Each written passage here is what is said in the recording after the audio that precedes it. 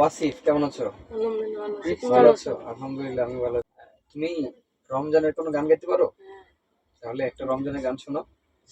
এলো রমজান, এলো রমজান, এলো রমজান, শহর পাড়া আজ হয়েছে সরব, আসিতে বেশে শিশুদের কলরব।